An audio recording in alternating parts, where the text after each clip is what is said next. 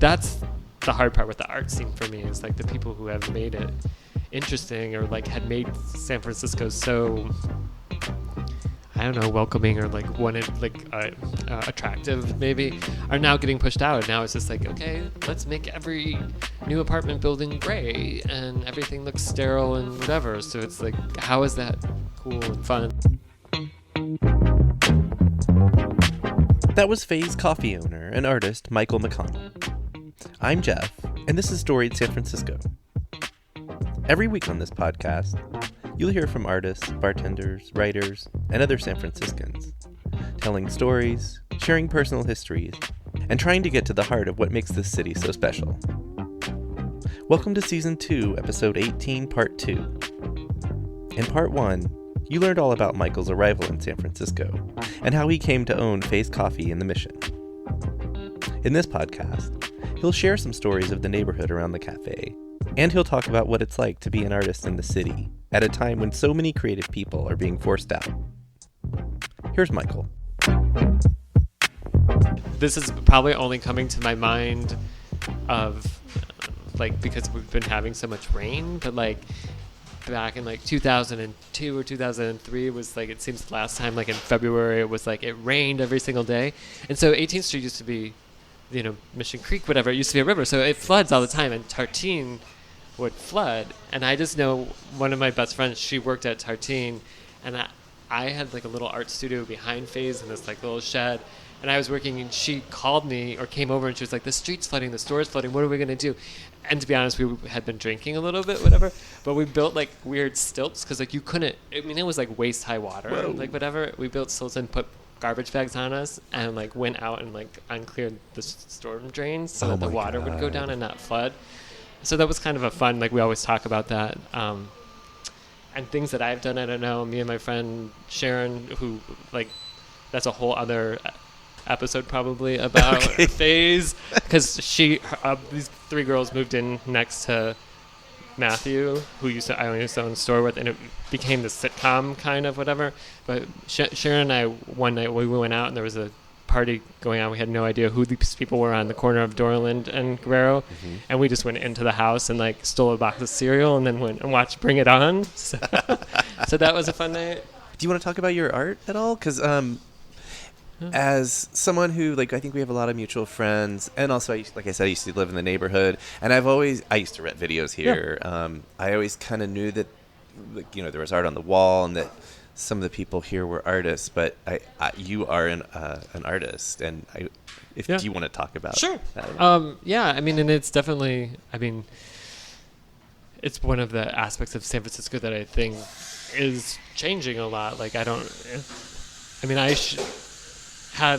about things that happened to someone like when they were young, whatever, like getting offered like to run this store or whatever, but also, you know, I had the opportunity to show at Bronson Key, which like was this really established gallery that had all these great California artists and like people had names, and I was only like 20 something when I had my first show, and I was with Ruth for like 11 or 12 years.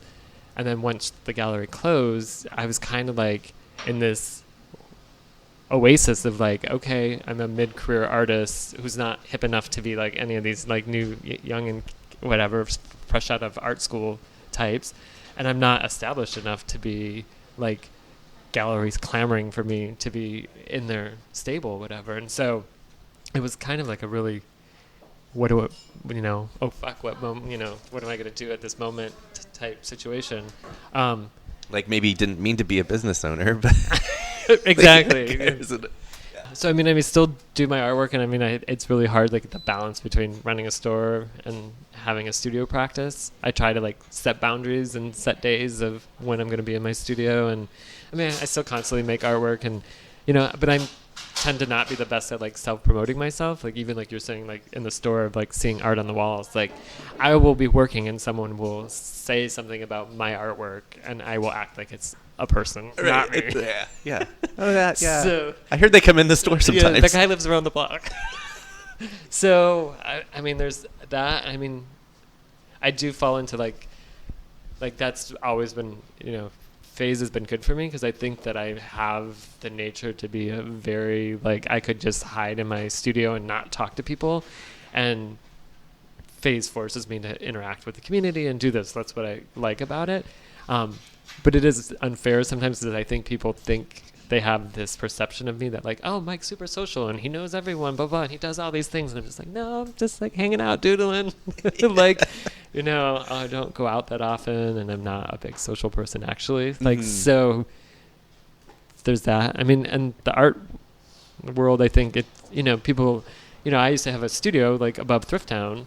Oh, yeah. On 17th and Mission, and I mean, it was awesome because my life could exist in a 4-block radius, and like, you know, but they pushed us out of there, and I luckily have a space at 1890 Bryant, and it's not super far, but sometimes I'm like, oh my God, I pay more for my studio than I pay for my rent-controlled apartment, and it's just like, I mean, I'm there more probably than my apartment, so it's fine. But it's every once in a while, I'm just like, I don't know if you're just an artist and you've moved to the city, like how you would be able to have a studio practice and a place to live. Like it seems impossible. Not sustainable. No. Yeah. And so that's. And then you have to sell your. Yeah. You also and is anyone like? Well, right. Well, that's showing and buying and like all that stuff. Well, it's a thing. Part of the culture that I have with San Francisco that it's really bothers me is that. And dealing with this in open studios of like selling your artwork, like my artwork's not super expensive. And I know a lot of artists whose work's not super expensive, or even stuff that we sell in the store. And people will be like, it's like $100 or $200. And you're just like, but wait, you will go and spend $200 on a meal that you're going to crap out the next day. Like you could have this piece of art that you actually really like and have it forever. Like, right. Or is that, I mean, and is one of a kind. Yeah, it's like not particle board IKEA crappy furniture. Yeah, it's like unique, and it's you know, it's I don't know. And you came to the city because you wanted to be diverse and unique and whatever, and then like these are the people who are getting pushed out. So it's like that's the hard part with the art scene for me is like the people who have made it interesting or like had made San Francisco so. I don't know, welcoming or like wanted like attractive maybe are now getting pushed out. And now it's just like, okay, let's make every new apartment building gray and everything looks sterile and whatever. So it's like, how is that cool and fun? And like, you know, how you can't have like, you know, well, we're on like a mission merchants like page for Valencia, and I'm just like, okay, so now there's like another coffee shop opening and another coffee shop opening, which I'm like, it's fine. I mean, everyone should be able to make, but I'm like, how many do you need in one block? Like, what happened to like the, you know, like Multiculti had to close, or like, you know, these places that are like the culture of the mission, like get pushed out or relocated, and they're the ones who have established the space, like the Latinx community. Like, I feel like they get pushed out, and it's like, it was here first, you know? So that's the bummer part. I mean, like, that San Francisco seems to getting a little like gray washed or whitewashed, you know what I mean? So it's like, where's the diversity? It's like becoming, and then it's not as interesting. Like I find like, oh, I'm not that interested in going to things as much. In the city, more in Oakland, like you're saying, and I fully agree. I started noticing a few years ago, as the Victorians would get painted, which is something that always happens, but like I'm not even gonna call it a color, like the paint that they started using was like super drab, like black or off black, and I'm like, ugly. Like you made something beautiful ugly and bland, and but then one day it just clicked. I'm like, well, that's what's happening. Yeah, and symbolic. And then, well, that's also the thing. It was like, you know, I talked to one of the guys who used to work at Fayes years ago. His mom is a body worker. I go see her, and we have these conversations all the time about things like in the neighborhood. And then her and I have lamented over the idea that, you know, some people will move in and then they'll complain about like noise or it's too trafficky or whatever. And I'm just like, well, you live in a city. Like, if you don't want those things, then go live in Walnut Creek, and then like you'll be fine. Like, you can pay. You don't have to worry about those things, and you're still close enough to the city. But like, if you want to live in the city, you know, things. I mean, we've run our gamut of, you know, upstairs neighbors of Fayes being sometimes like, we're too loud. I'm just like, you knew you moved into a coffee shop that opens at 7:00, right? Like, someone has to get there at 6 and make coffee.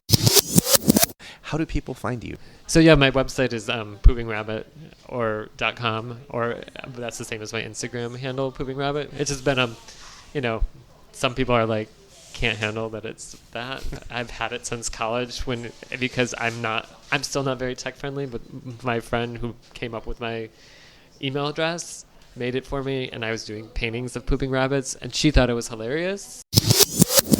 No, but I mean, we could talk about social sketch, whatever. That's another thing I do that is in the city, whatever, that's art related. It's actually, I don't know if you do stuff at Secret Alley. I feel like the radio station that's out of Secret Alley. Is it the first? No, it's usually like the third Tuesday. It's a drawing night, all skill levels, just fun. People come and network and doodle, and we pass backs. Sometimes it gets political, which is great. We wrote postcards to the senators or whatever, so.